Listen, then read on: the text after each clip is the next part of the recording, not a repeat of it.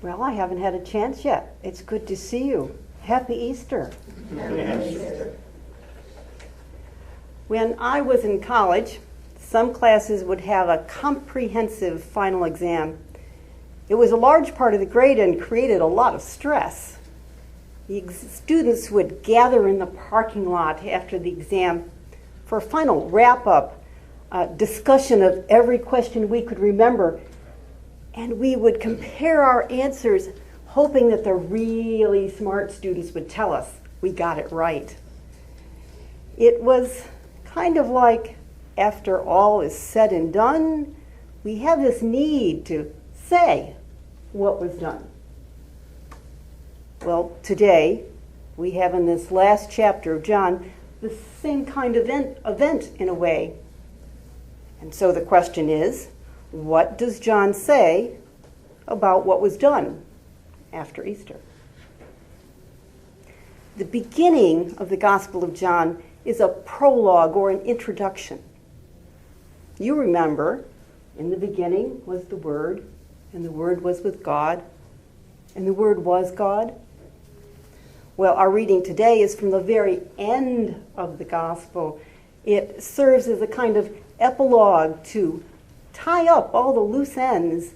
It serves as completion, a wrap-up of the themes of the Gospel, and it moves the church into the future. So, we find Peter and the other disciples still mourning Jesus, still very much at a loss. What to do? Well, Peter goes fishing, and the guys tag along. Peter goes back to the life he had before his brother Andrew came and told him, "We have found the Messiah," and took him to meet Jesus. Now, they go fishing.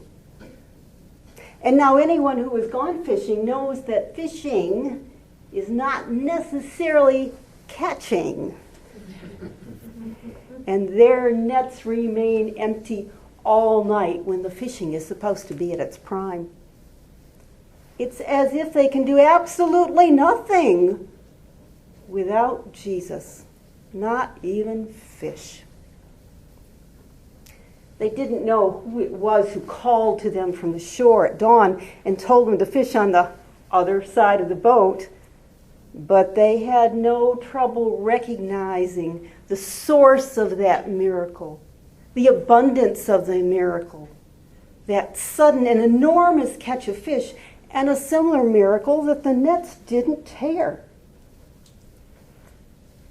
Luke recorded a similar event, perhaps maybe even the same, early in his gospel. In some ways, it must have been kind of a signature event in their minds that was Jesus.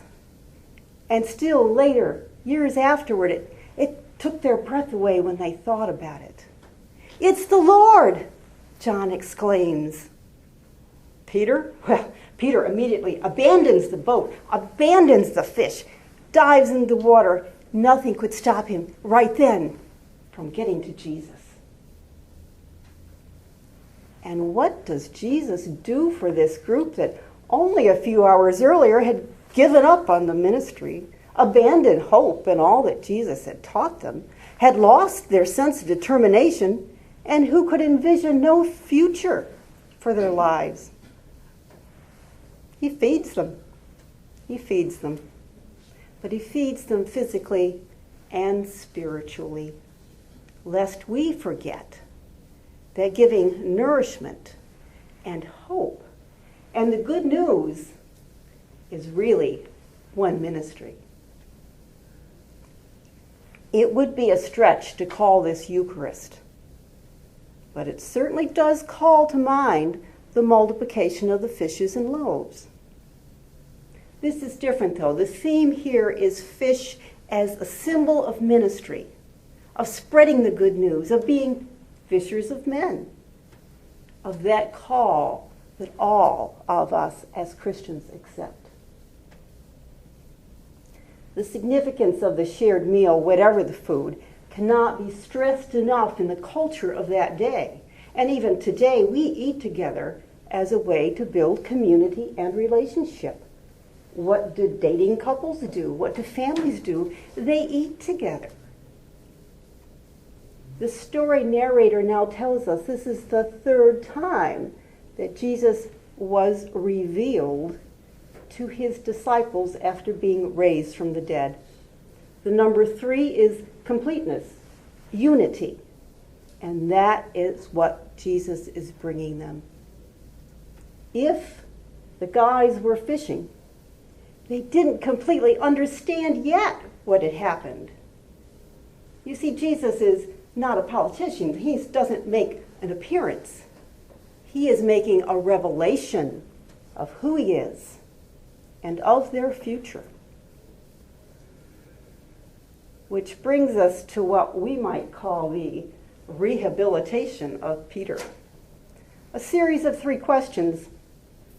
Do you love me? You probably remember in a few chapters earlier, John chapter 13, Peter promises to die for Jesus. But there's that nasty little issue of the threefold denial by Peter just before the crucifixion. The point here is not Jesus' doubts about Peter. Not at all. The question is Peter's commitment.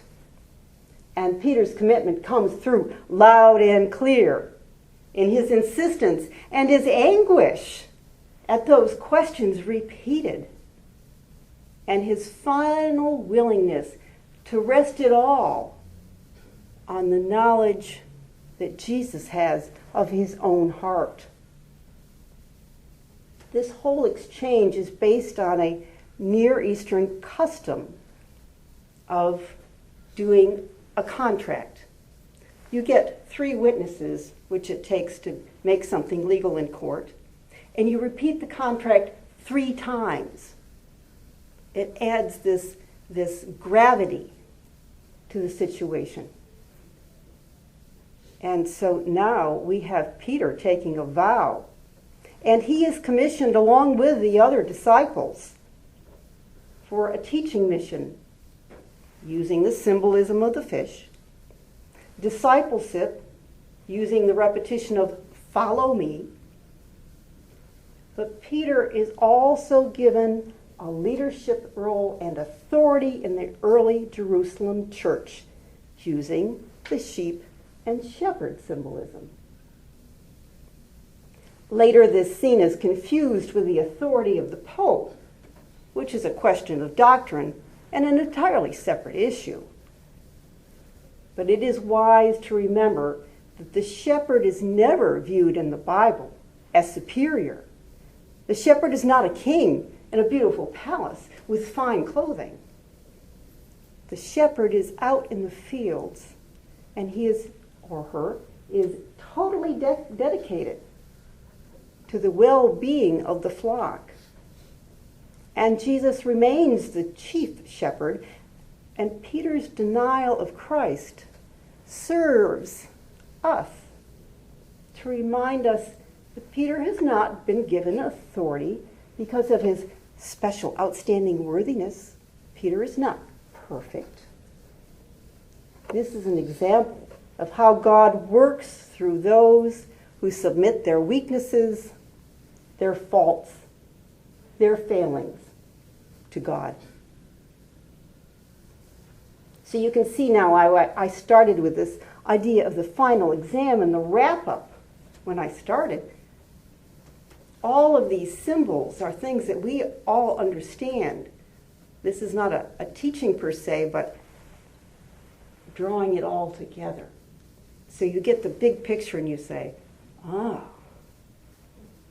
the reading is rich with the themes found in the Gospels that give us an understanding of ministry, purpose, and identity of Jesus.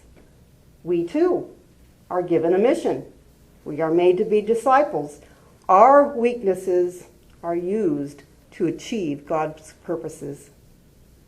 We remembered our baptismal promises. on Easter. And we will continue on in this Easter season in our amazement and joy in the Easter story. Amen.